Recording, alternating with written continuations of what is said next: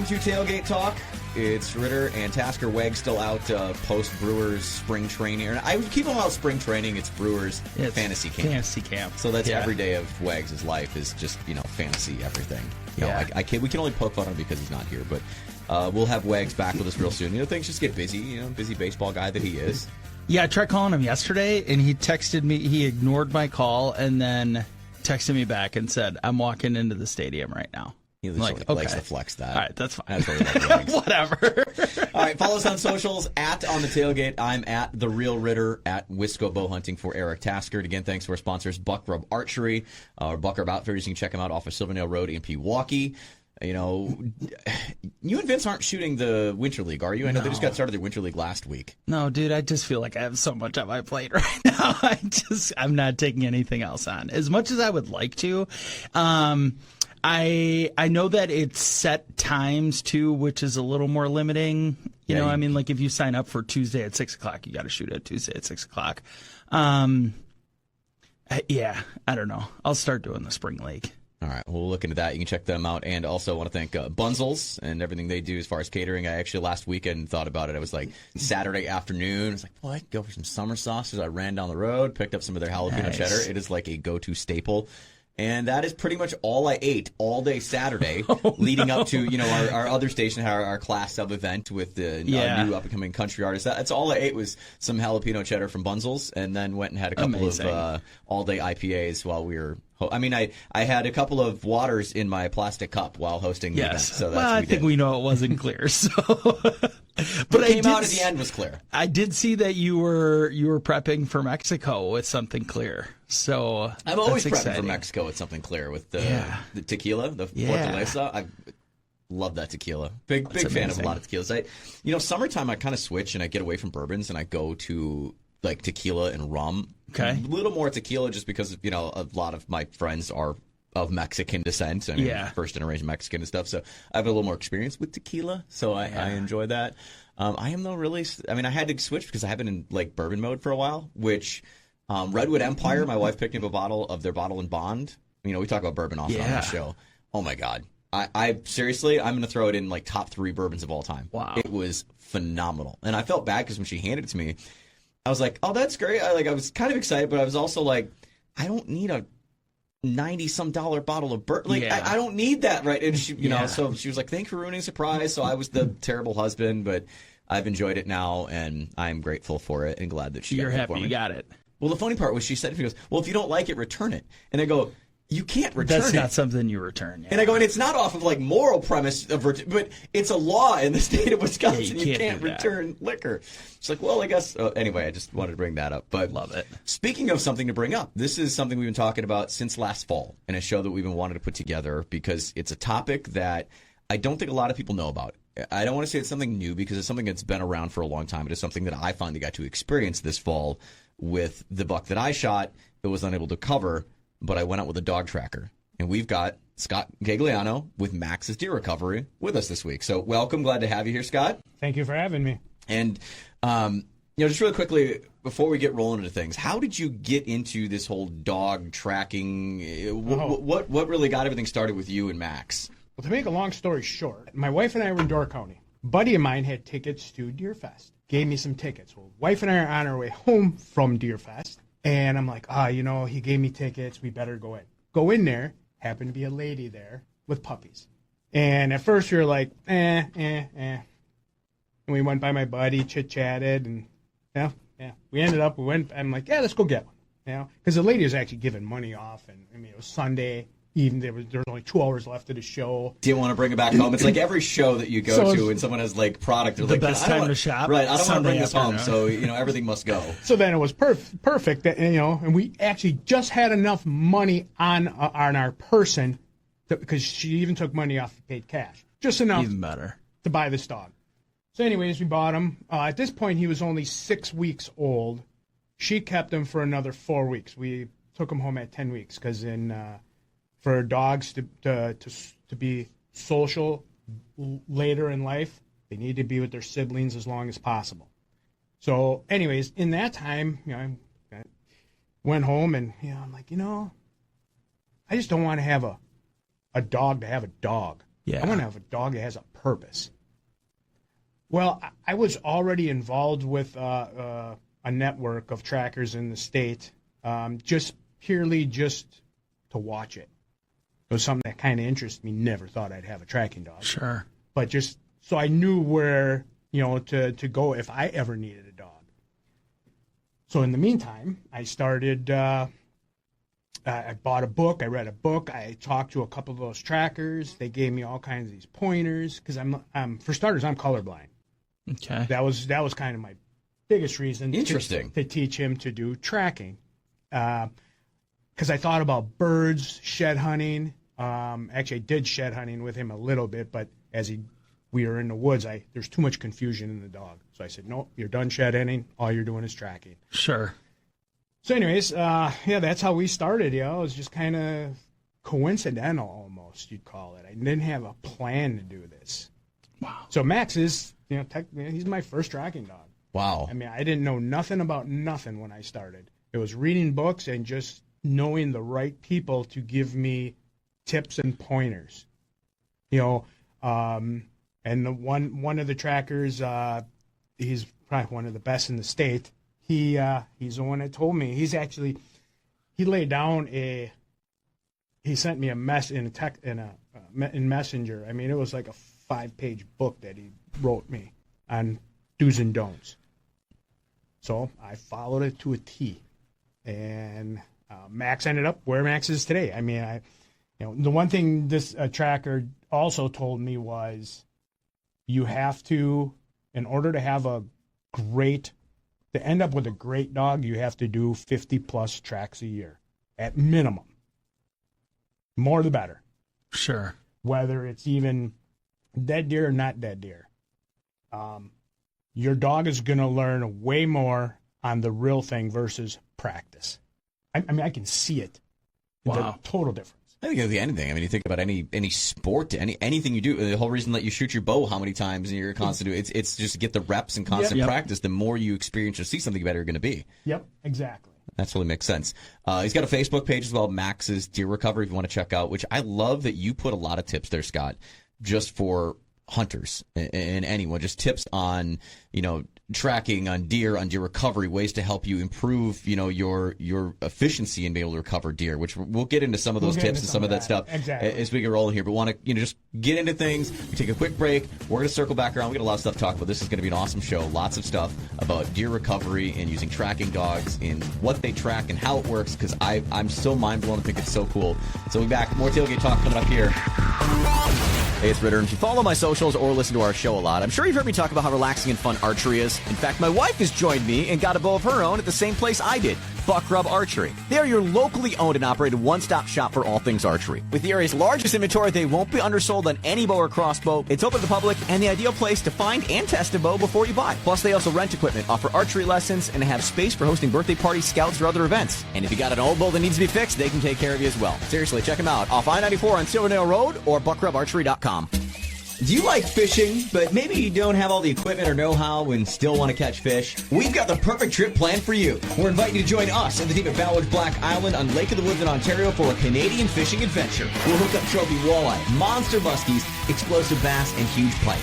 And the best part is, this is an all-inclusive fishing trip, fully guided. You'll stay in modern cabins, meals are all included, and this is really a no-worry, super inclusive, just show up and catch fish trip. Group of buddies, dads with kids, husbands and wives, girlfriends, everyone's included and gonna have a blast. Meals, beverages, fully equipped boats, plus the guide, it's all included. And this year, we're taking over the resort, August 19th to the 24th. To get the best rate, save big. You're going to book your spot before February 28th, but you gotta hurry up because spots are filling up fast. You can get all of the info at blackisland.com. And let's go get hooked up.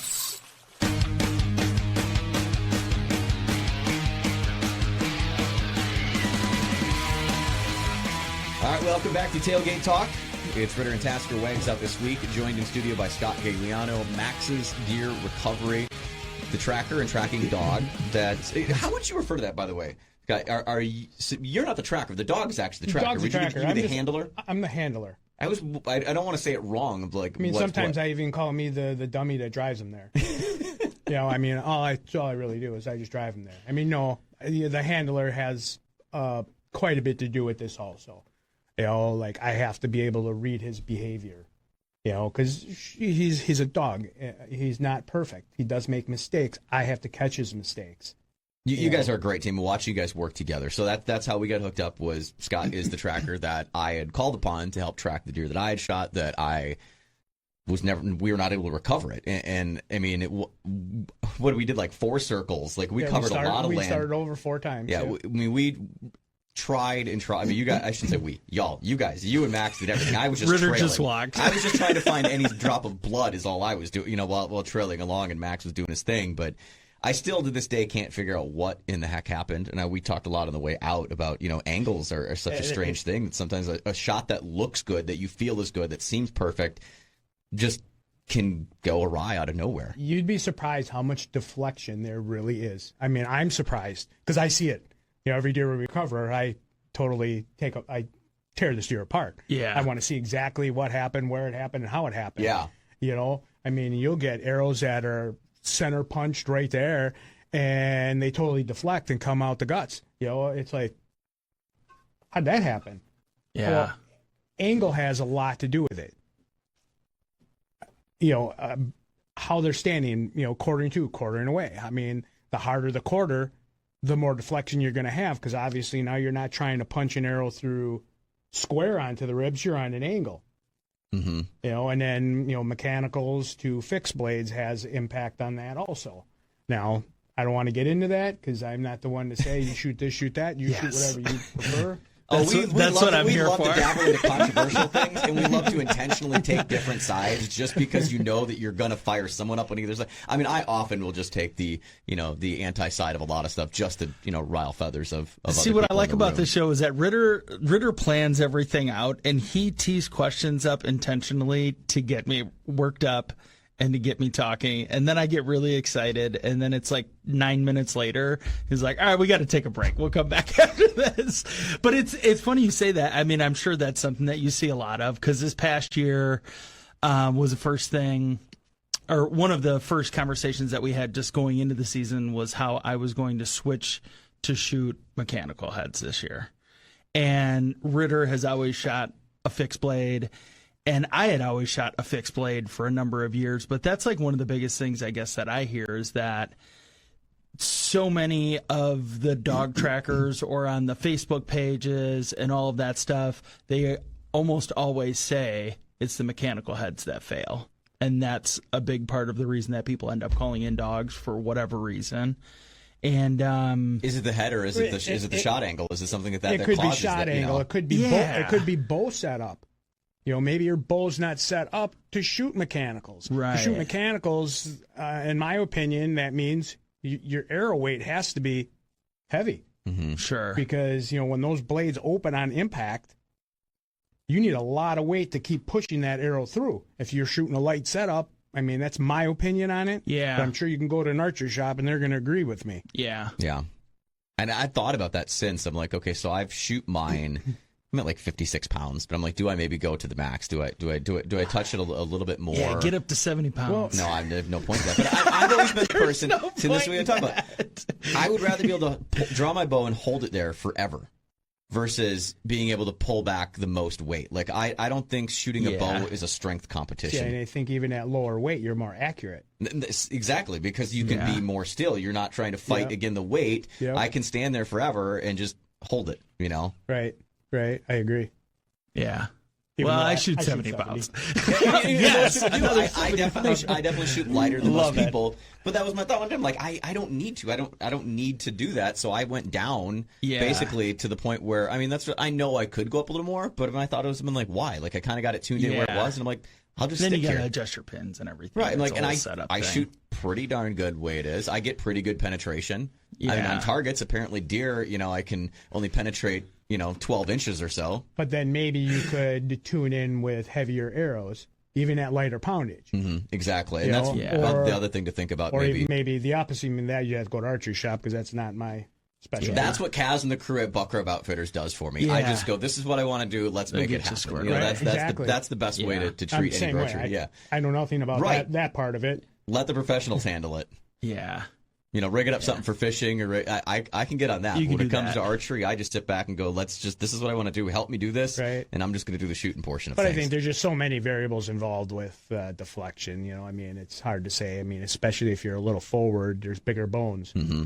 Arrows and big bones do not mix. I don't care what anybody says. I don't care if you shoot a 500 grain tip on your 800 grain arrow. I don't care. You follow Dr. Ashby's book to the T. You're still, It's still heavy bone. Yeah. And arrows and big bone do not mix. Ribs are a different story. Ribs are a very thin bone, actually. Yeah. They do break relatively easy. They're made to, because they're protecting that, the vitals.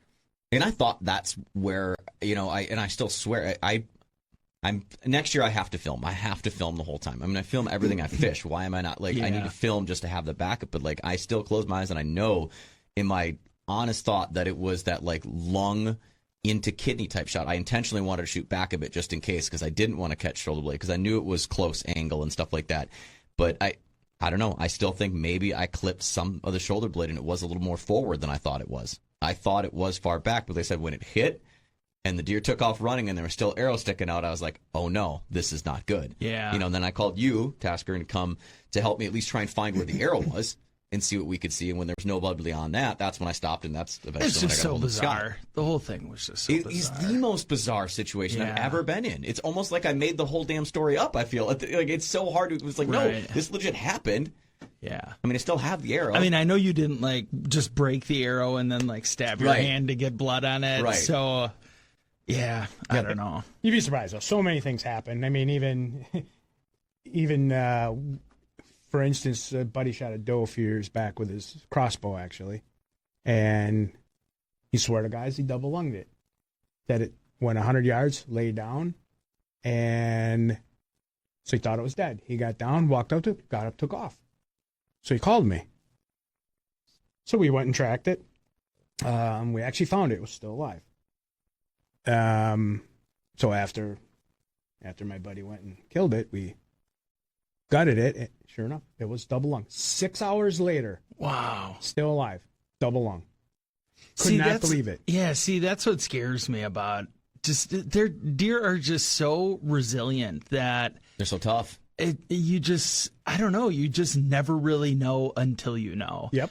I mean, my example this year, I thought I was going to have to call a dog this year because I think more so just nervous or panicked about it, that I wasn't going to end up finding the deer. Well, last year you had a situation with a hit in a long track that didn't turn into anything because you lost blood. Yeah. And so I would be the same as you. Yeah. And so I ended up, I shot a nice buck. It was 38 yards or 39 yards, full penetration. I thought it was a great shot. Nice loud smack right where I thought I was supposed to hit him. We started tracking, and we got maybe 50 yards in, and I thought I heard something in the woods. And I was like, I don't know, maybe it's not dead. So we backed out, and then we went back the next day, and sure enough, it was 25 yards away from where we stopped looking. So I was super relieved. But I'm texting all of my buddies, because we hunt up in the Eau Claire area, and I've got a bunch of buddies up there from college and I'm like, do you know a dog? What should I do? What's the proper protocol? All of that stuff, because I was just nervous. Fortunately, we didn't have to go through that, but maybe that would be a good. So let's, I guess, thinking about that all, going through the process. You shoot a deer, then what? So when do you know to call a dog? When would you stop looking? I mean, do you have any guidelines or base protocol for how to go about it? Well, that's kind of a tough call. When do you call a dog? Well, in my opinion, maybe not call a dog, but call a tracker. Okay. If you physically don't see it drop dead. Okay. Now, I get it. Sometimes you're hunting in thick stuff, you can't see 50 yards. Right. Okay. Maybe in that case, go check it out. Sure. Because so when somebody calls me, I got a whole list of questions. How far was your shot? Crossbow or compound? Not that makes a huge difference, but I'll get to where it makes a difference. How high in a tree were you? Because that now we have angle. That was the Yeah. biggest thing that I took away from our conversation. I think I think I'm almost too high. I mean, I'm at 20. Like the base of my stand is basically 20. Yeah, I can get up that's pretty high, pretty quick. Because that's kind of what I thought too. Because I do sit pretty high. I mean, I'm usually a good 25 feet up, and at 38 yards away, But then your arrow's pretty flat at that. it's And at the least a distance. good distance. You're flattening out quite a bit. Yeah, and I thought I hit high, but I hit the top of the front lung and perfect on the back lung. So it was everything that I could have asked for. I mean, I was just so that was basically relieved. perfect. Yeah. Yeah. As high you as couldn't I do- am, I should have not been shooting as close as I shot the buck that I shot at because it Yeah. was probably 10 yards from the tree. Yeah. And I'm 20 foot up. I mean, it's a pretty extreme angle that I was working at there. Yeah. Okay. Sorry. Keep going. And then, from there, then I ask, what did the deer do? Oh, no, sorry. We'll go back one more. Then I want to know which side of the body you shot it on. Not then quartering to, quartering away. Because because a deer, the reason I asked which side of the body, because a deer's liver is situated on its right side. Okay. So now I'm going to go through all these questions, and then I'm going to figure out exactly where that arrow went. Sure. So I can, distinguish if it's in the liver neighborhood or not. Because all of this gives me the time frame on when I'm going to go do it. Then my next question is deer's reaction. I want to know, and that's probably, hunters are their worst. So we're at remembering things. Yes. You always remember things slightly different than it actually happened. They're their worst witness because obviously you got adrenaline. Mm-hmm. So I think sometimes they think they see things that they really didn't see, kind of thing. They over embellish. Oh, it was a perfect shot. It was a Yeah. perfect shot. And that's how I feel. I feel like I'm that. It's so hard though. Oh, Yeah. I get that all the time. Yeah. It's right there. It's right there. It's right there. Right. Well, if it was right there, you wouldn't be calling me. Right. And then I want to know, do you have an arrow? And now this is where the bow crossbow comes in, because I want to see that arrow. Sure. I want to see what's on it, because deer's reaction and the arrow are probably the two biggest things I want to know. Yeah. Because I want to see that arrow, and most people send me videos, and I got to tell them, no, I need a picture because I need to zoom in. Sure. And I said, get as close as you can and snap. And actually, all I'm looking for is, the fletching. If you want to take it of the whole Sure. arrow, because most of the arrow shafts are so dark, Yeah. that's kind of Yeah. hard for me to pick up. But I want the fletching. Yeah. Another thing to remember, best thing any hunter can do, have at least something white on your arrow, because that gives you the best that is huge contrast. Yes. One of my fletchings is always white. All of my arrows, I've got red and a white fletching, and I've got the blue and white fletching. Yep. Make sure something is white on it. So then I zoom in and I look at that, so I can kind of figure out, okay, where was this deer hit? And then, like I said, the arrow and the deer's reaction are to blood. I always hear I got bright red blood. I got bright red. Well, there's so many things that can give you bright red blood. Right. Sure. Sure. Can a fatal shot do that? Yeah. Can a non-fatal shot do that? Yes. Same. The only thing I want to know is if the blood is darker. Then that makes Then you start is leaning the liver. information I want to know. Gotcha. Bright red doesn't mean it. There's going to be bright red blood. Right. Because Anywhere you bleed is going to be anywhere that. you Yeah. shoot it, there's going to be some bright red blood because it's got to go through muscle Mm-hmm. at some point. So you're going to get muscle bleeding.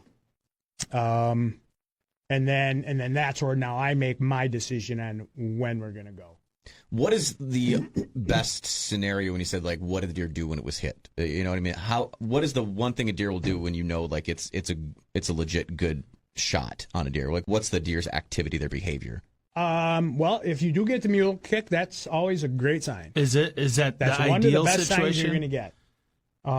Now, someone calls me and says, yeah, it did the mule kick, but we can't find it. Well, definitely, for sure, I'm going on that one, 100%. Yeah. Because more than likely it's dead, but either you missed a blood trail or it may not even be bleeding. Trust me, there are so many double lungs that I go track that are double lungs Deer is dead. There's 0 blood on the track. Just got to shoot expandables. You get a big just, entry and exit wound. Some deer are just fatter than others, and it's just like bears. Yep. That fat plugs that hole real Right. quick. You might have blood for 10 yards. Nothing. That's it. It's gone. You bring up blood. I want to get to the whole idea and stuff of blood. We're going to take one more quick break, so we got plenty of time to finish up things. But we're talking with Scott Gagliano, Max's Deer Recovery, about deer recovery using dogs and trackers to recover deer. We'll get to that more next, right here in Tailgate Talk.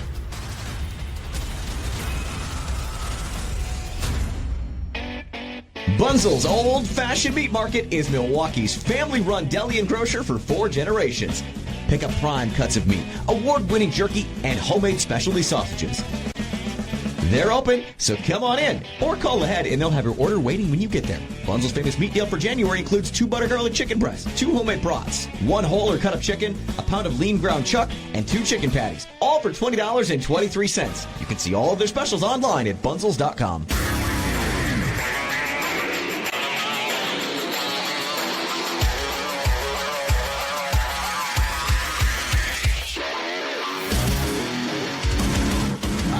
Tailgate Talk. It's Ritter and Tasker Wags out again this week, joined in studio by Scott Gagliano, Max's Deer Recovery, talking using tracking dogs and trackers to recover deer.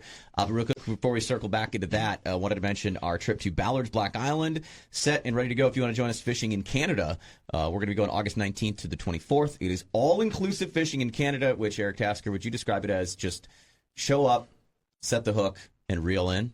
Yes. Yeah, absolutely. I figured that's the most accurate description of what the trip is. So yeah, show up. Ritter will get your line set up, and then take care of everything on the boat for you. Drive the boat, do everything for you. if you're fishing with me, yes. While I'm essentially guiding up there, yes. I on my boat, I will handle everything on my boat because I'm very particular about things. Like, what was the argument the constant there is I kept seeing snap swivels being tied on. Yes.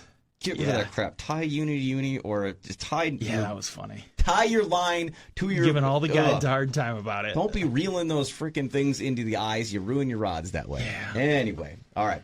Just want to get that away. You want to check out more info on that? Just go to our site and use the keyword fish to join us at Ballard's Black Island coming up this summer to go catch walleyes, smallmouth, muskies, and big pike.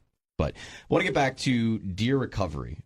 Earlier you had mentioned, Scott, blood. We're talking about the different colors of blood. Correct. A lot of people, I think, associate tracking with blood tracking, that dogs that are tracking deer are just simply tracking blood trails. And you said that you've recovered many without any blood trail or without blood. What exactly is it that the dogs follow, that the dogs use to track deer? It's called the interdigital gland. It's in their hooves. It's in between their toes. When a deer is alive, healthy, walking around, they emit, I'm not sure the exact numbers, like 18 different odors. That's how every deer knows who's in town. But when they're wounded, they emit 5 or 6, something like that, more odors. He picks up on the 5 or 6. So that's how he can decipher between the deer he's looking for and the 10 other deer that walk down that trail right after him. So blood is a bonus. It's more a bonus for us just to say, oh, he is right. There's blood right there. Yeah, we know we're on the trail. We know he's right. Yeah. That's pretty much all it is. He doesn't need it. He, at this point in his training career, he is trained without it. It's all interdigital gland. And, for the most part, when we get back to this, people talking about blood, and, I do hear this a lot, that there's I got a lot of blood, I got a lot of blood, I got a lot of blood. Deer's body reproduces blood way faster than they're losing it, other than if it's arterial. If there's arteries involved, sure, then the body can't reproduce that fast. But if it's just a wound and it's bleeding, its body is reproducing that blood as fast as it is losing it. It's no different than us with like a paper cut, so some sort of amazing. wound on a finger or a leg or something. We're not going to necessarily bleed out unless it's in an artery situation. Right. So he doesn't need any blood at all, especially now in his career.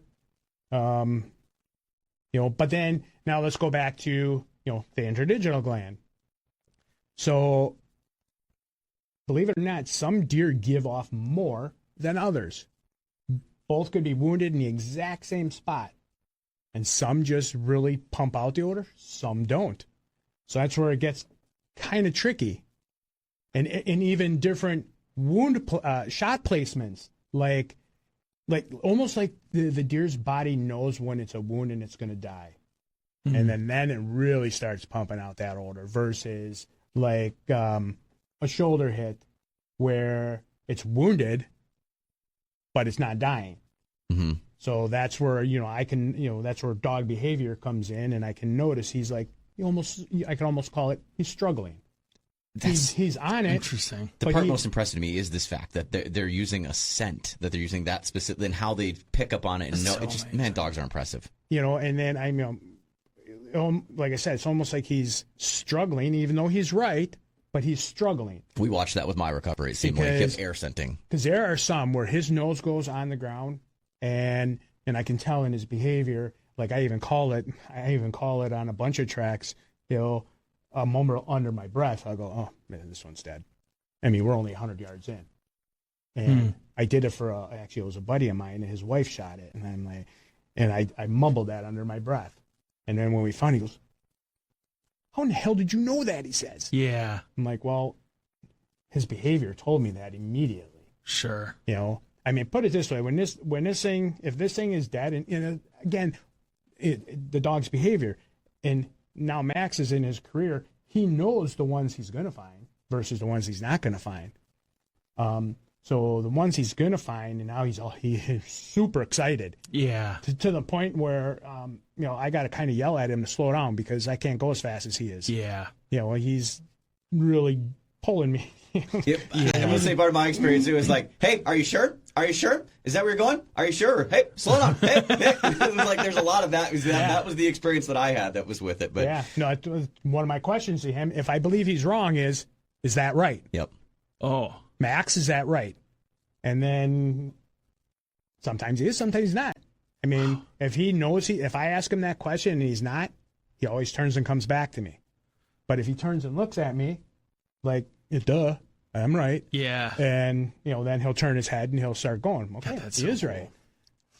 It's cool to see a very well-trained dog. Yes. And that's what I said. Like, they're two different breeds. I think I told you, but when we first met at the trailhead that day, I said, this is one of those things that I always wanted to experience, just not with the deer that I shot. And that's exactly what I had said to, Eric after we had initially went and found the arrow when we were leaving the day. I said, like, this is something I've always wanted to see, just not with my deer. But it was really still impressive to see and experience in the fact that without blood, without whatever, and the other part that took away from me, you say, like, are you right? Was that he would pinpoint specific spots every time we went through. Like there was that one point up in the CRP that he nailed that exact same spot every time. Yeah. And even the trail that I know that I saw the deer take off and went up the hill, it's like from the moment the arrow, it's almost like we followed exactly where I saw the deer went up there, and then it started to get a little confusing once we got into the back second CRP. Because once you get in, you go from woods to field. Mm-hmm. That scent could be, even though this deer walked right here, well, you got more wind, you got more air up there, so it could be blowing that scent away almost, so he could smell it over here. He could smell it. Yeah. And I've had that many a times where guys are like, oh, blood's over here, but my dog is tracking it here. And that's where I always kind of shrug my shoulders. I'm like, we can always come back and track the blood.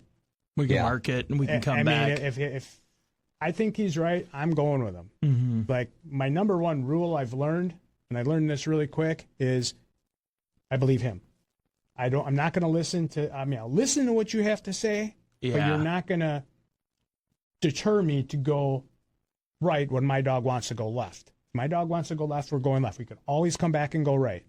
Yeah. Let's let him do his job.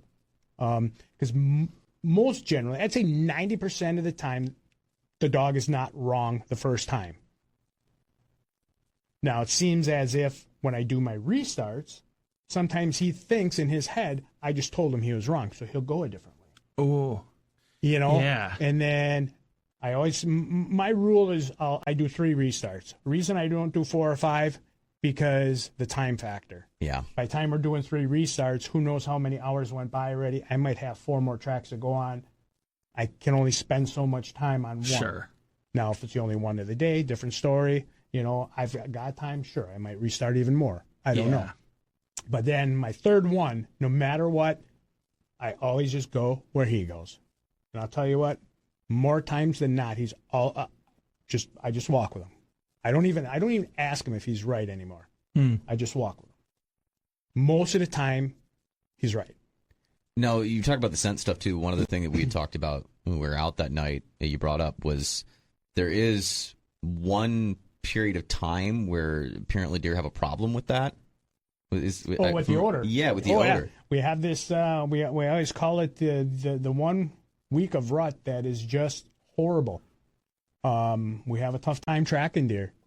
Like there are deer that are you would normally find in 600-700 yards that are now dead in over a mile. And then, like again, some of these deer just don't even know they're wounded. Guess what week was going on that week that I shot mine? Yeah. It was that week because it was like 3 days prior you posted on the Facebook page that trackers reported everyone was having hard times following tracks because of it. These bucks get so amped up. Yeah, is it because they have so much built up testosterone and so much in them that they're just so amped up that some of them get shot and I'll get hunters say, I shot him and he never skipped a beat. He just kept going, doing what he was doing. God, that's amazing. And right there is like, oh, this is going to be one of those. I mean, mine ran off hard. He knew he was hit. Like I said, he hit the tree with the arrow, which spun him and turned toward up the hill instead of down like I had thought he was going. I think the tree is what spun him around to go up the hill where we were. And then as he got to the base of the hill, that's when he kind of like slowed down and went to like a trot, which I knew that wasn't a good sign.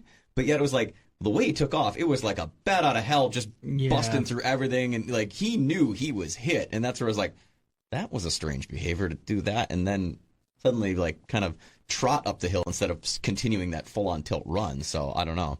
Yeah, we did one, found it in 1.2 miles, and it was 90% of it was in cattails. Wow. Oh. And the deer bedded 3 times in the cattails, but he never just bedded down, got up, and just walked away. It was like he walked around for a while and then bedded down. Oh, it was trying to find the right spot. It was miserable. That was the one track that did my hip in. That's where after the remainder of the season, I couldn't walk behind the dog anymore. Oh my goodness, that's wow. I would ask what's this worst place you've had to track through, but I feel like you've already just answered that That's right there. probably That's got to be the worst. 100% is cattails. Now, on the flip side of that, the dog can really smell the scent is very good in cattails. That's why I don't shy away from them. No matter how miserable I know they're going to be, I take them just because I know he's more than likely he's going to find it. Do you think it's the added moisture? Yes, 100%. Okay. Because I know a lot of times, when I think of like, shooting a deer, the worst thing you'd want to do to track a deer is if it's raining or snowing, because wet, but you think of like washing away blood. Does that actually help dogs? That's totally not the case. The only time I would worry about rain is, let's say you shot it at night and we got a 3-inch downpour at night. That's the only time where we actually had one this fall that we tracked one the night of a big rain, and I think we got like 2.5 inches that night, and we jumped it that night. So obviously we can't continue. We just jumped it. Yeah. Went back in the morning and we couldn't pick it up again. We could not continue. Now. He did find the deer dead about 100 yards from where we stopped, but it was 100 yards the other direction. Mm-hmm. So the deer went this way. We were tracking it this way, but at some point we stopped, came back. We couldn't continue. Well, it made a circle and was dead behind us. Deer are tough, man. They're crazy. Yeah, that's just so crazy, yeah. So you said that you'll typically restart a couple times throughout the process. Yep. How many, I guess, like what's the ratio? I don't, really know how to ask the question, but do you typically find it on your first run, or does it typically take a couple restarts in order for Max to find the deer? The ones he's having difficulties with, and I can't explain, there's another one I'll talk about soon here. Most of the time, if it is dead and he knows it's dead, there is no restarts. Okay. However, there are a couple. We just had one, and I still scratch my head to this day why he made me restart so many times. We did find it, but I think we found it because now I took over, and I started making common sense of everything on what the hunter told me to what the dog was telling me. I was putting all of those pieces together. Sure. Because the hunter actually shot it. So he shoots it, goes across his bean field, he watches it lay down. He goes back later, jumps it, and he said it ran right, but then he said, I thought it hooked left, and then I didn't hear anything. Well, on the back, it's a little strip of woods on the other side is a neighbor's yard. Well, we restarted, and even Max is now kind of restarting himself. Like, we'll go, and all of a sudden he'll just turn around and he'll go back. And he even did it himself a couple of times. So right there, I know he's struggling. But I know in the beginning, Max wanted to go left, but the hunter swore it went right and circled around left. And when he said he heard nothing, I thought about the lawn. I'm like, okay. I said, the last restart, I'm like, okay, I'm going to go, I know Max always wants to go a little bit left here. We're going to go left. Sure enough, we go through the grass. Now I know no matter what, there was no hunter intrusion on this lawn. I know that. And we'll talk about that shortly, too. And so then I let Max, we kind of walked up and down the fence line. And all of a sudden, boom, he turns and he goes through the guy's yard, crosses his driveway, goes into the next set of woods, gets down to a creek, and he turns right. And thank God he turned right, because I don't know if I could have walked through this creek. And sure enough, then we started going through this, some windfalls and stuff. There it is, dead. Wow. So I got, again, I got to use my handler skills along with his skills, along with what the hunter's telling me. And I kind of put all the pieces together, and sometimes I help him. Now, that one I can 100% say I helped him to get him beyond where I believe the hunters walked around a lot. I was saying, you mentioned hunter intrusion. That was the other thing I wanted to get up is, tips and what you can do as a hunter after you shoot a deer and to help aid in the recovery. Absolutely. Worst thing you can do is go get, 5 or 6 buddies and go look for this thing. Worst thing you can do. Should you go track your own deer if you shoot it? Sure. One tip is do not walk down the blood trail. Stay out of it. Because you walk right down that same trail, you're getting all the scent on your boots, your buddy's boots, and what mostly happens, it's okay if you're tracking and you stay on the blood trail, but what happens when you get to that spot where we don't have any more blood? What do? What does your buddies do? Everybody goes and starts looking all over the place. Yeah. Well, when the dog gets to that, what does he see? He sees all of that. So now that's where our dog confusion comes in. That's where, even restarts. It's like, because I was that one I was just talking about, we restarted at the bed. Well, when they jumped it out of the bed, they went looking all over. Now, how far they went, he said 50 yards, and I believe him, because that was about, once we got past that 50 yard. Sure. And and then there was another 20 yards, and we were in that guy's field. And I know he didn't go there. He said he didn't go in there. So once we got in there, it was a completely different tracking dog. So do I blame the dog for that many restarts? No, because you guys were everywhere in here. So he thinks his deer's everywhere. Yeah, they're doing the best that they can. He's going round and round and round trying to get through that mess. Sometimes you can, sometimes you can't. I mean, I've seen it where he's went through grid searches like nothing. But I've also seen it where it's like, I don't know what to do. I don't know what to tell you. We just can't get out of here. Yeah. Yeah, that was my big concern. And that's kind of, where I said we got on the trail and then I thought I heard something. It was because I remember this very vividly, is turning around and seeing that my dad was walking basically right on the trail. And I turned around and I was like, I don't know. I was mad, but I was mostly just anxious about everything because I was nervous to find the deer.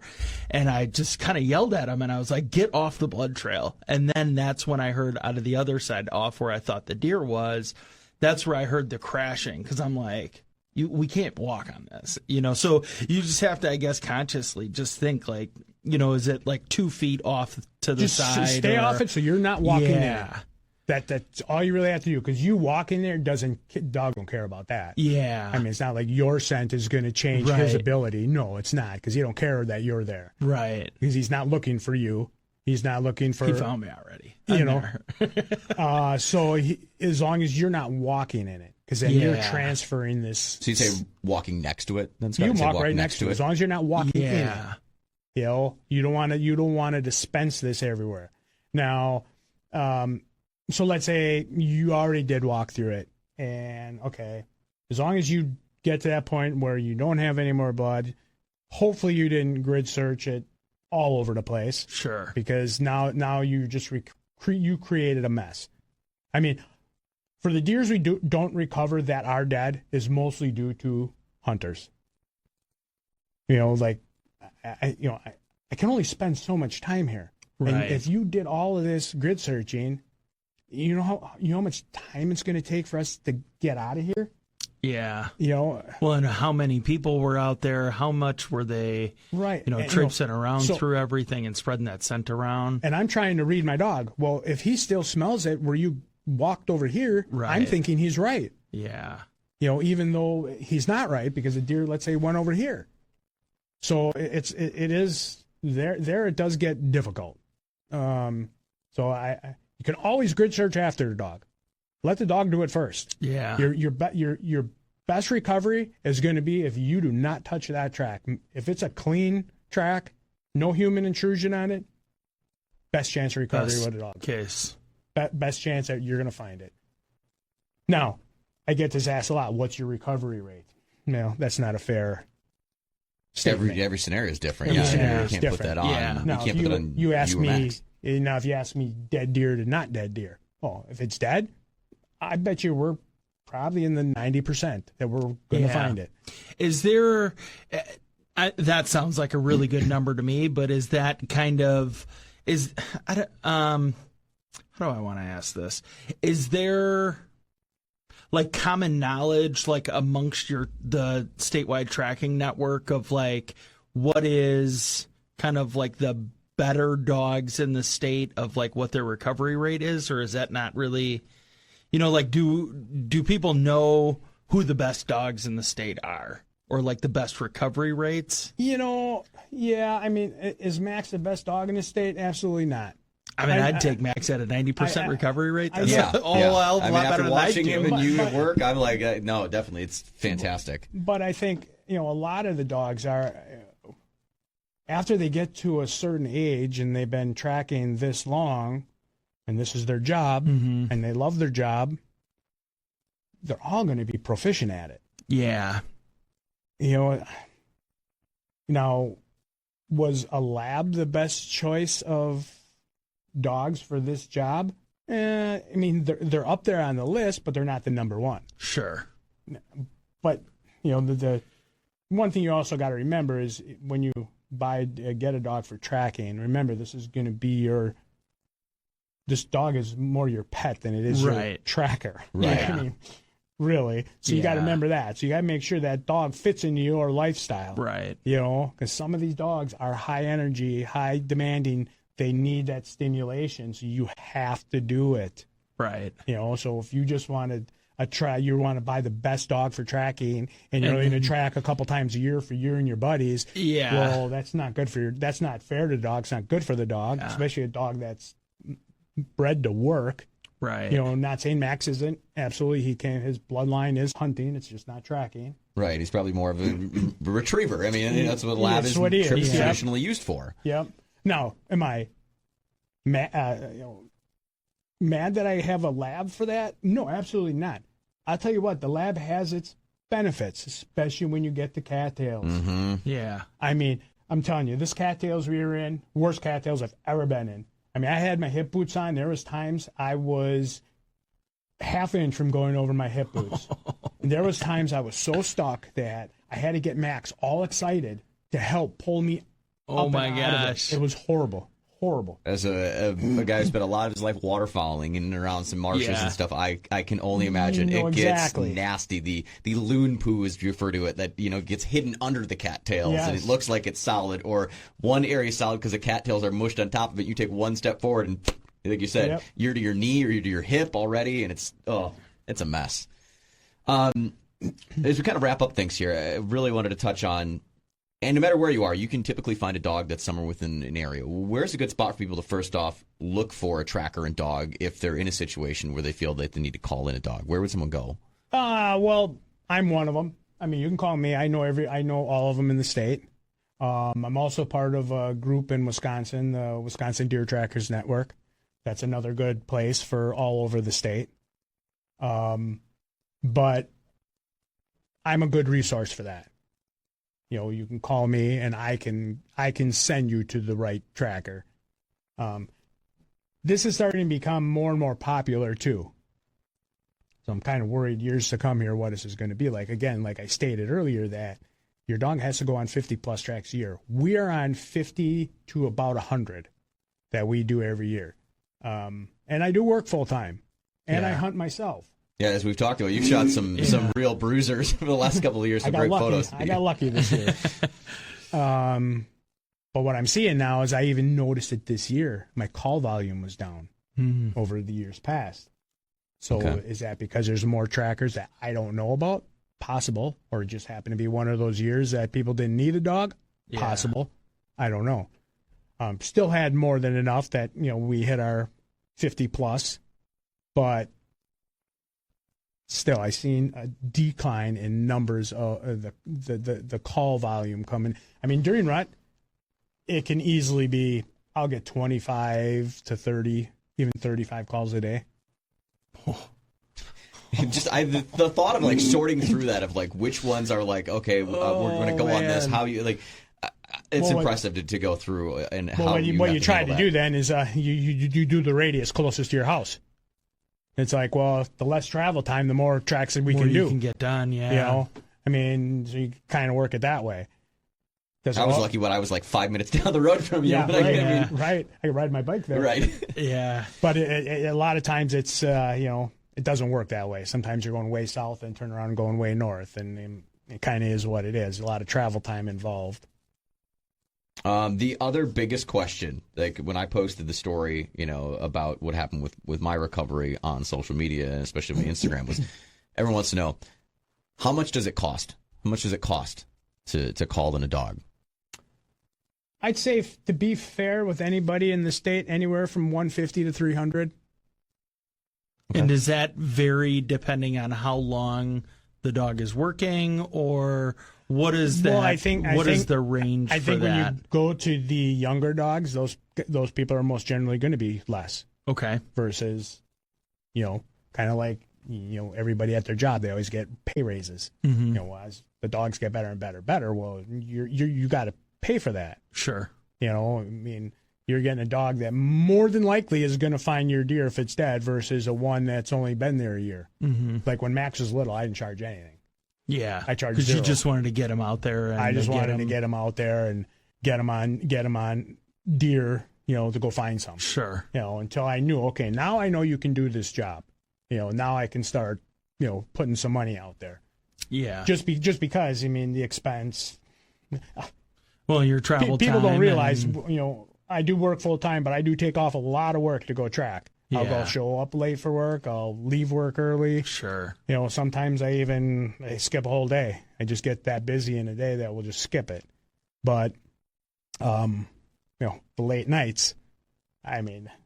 Not sleeping from the late nights, I'm sure, a lot. Get home and it's 1 a.m, the dog's muddy, and I got to go wake my wife up to help me give him a bath. She enjoys that, or she's not a fan? Not at all. She does it. Yeah. But, she's a little mad at me, but yeah, she deals with it because she knows he loves doing his job. So she doesn't complain too much. Yeah. I think the one thing my wife does worry about, though, is his well-being. There are dangers. There are risks involved in this. Yeah. Not to mention about the bucks being crazy when you shoot them. They're crazy when we find them and they're alive. Mm-hmm. Happens every year. Somebody's dog is fighting with a deer, or the tracker's fighting a deer. Right. It happens. And it is what it is. Actually, this year I do have a vest I'm getting him. It's Kevlar. Okay. So I'm taking a little more precautions on, protecting him more. That's great. So if it does happen, he's got a fighting chance. So I think I'd be mostly concerned about the lead getting tangled up in the antlers. Yeah. Or does that? I guess could maybe be. not, but I don't know. That was the first thing that I thought of, is that if the buck comes back, in that case, if the dog would, obviously, yes, I'm dropping the lead. I want to give the dog the best chance he can to just get out of there. Yeah. I don't want to I'm not hanging on to him, holding him back. But all of our leads do not have a loop on the end, neither. These are leads that are designed for that. Sure, they could get wrapped up in horns, sure. But they're not hooked on the collar. They're hooked on the rear of the dog. Oh, okay. At least I do. I don't know Yeah. how. Most other trackers do the same. Not too many hook them on a collar. They're usually on a harness situation. Harness where you're hooking them in the back. If you hook, especially mine, if you hook him here, he's always walking over it. Right. So if I have it in the rear of him, I don't have that mess as much. He still does cross his leash where I got to go, undo it, and then continue on. All right, good stuff. I think it was a lot to be learned. Max's Deer Recovery Facebook, the easiest way to get a hold of you. Otherwise, what's the phone number? I'm looking at it here. 414-651-0255. I always just go to Facebook. It's the easiest because you can hit the little call button right there. Yep. So if you're ever looking for a dog, you're in the situation, give our guy Scott a call. He can take care of you, whether it's here locally or get you the person that you need to get a hold of wherever you are to find a dog to go on a track with you. But again, thank you. It's great information that I think a lot of people don't know about, and so you just don't think about it. Everyone's like, oh, I lost blood, so I guess I'm never going to find the deer. Mm-hmm. And they give up on it when there's other options that could go about, or even just to get insight, like you said, just call track first. Even call. Even call and just get advice on it. Yeah. Like I said, just watch that deer. Keep your eyes on that deer as long as you possibly can, because I want to know everything that deer did from the time you shot it to the time you couldn't see it. I want to know everything. Did it stop? Did it stand? Did it bolt, stop, walk? All of those go into what I think happened. Which now goes back to the time frame on when I'm going to track it. Most generally, I'm not going to go track a deer under 12 hours. They're mostly going to be 12 plus, up to, we've been at 36, 38 hours, still found them. Wow. So I try to make that, biggest thing is we want the deer dead. We don't want our dogs fighting. Yeah. So we're trying to figure out the best time frame that it can, we think it'll be dead by. And time of year makes a difference now. Yeah. That same deer that would have been dead in 12 hours is now still alive in 24. Mm-hmm. Because you get that rut involved, and then they get so amped up. They're hardy. They're tough animals. Dogs are impressive. That's the ultimate lesson to be learned in the show this week. Deer are tough. Dogs are awesome. That's where we're going to wrap it up. Thanks again, Scott. We appreciate it. For Wags and Tasker, I'm Shaun Ritter. This is Tailgate Talk.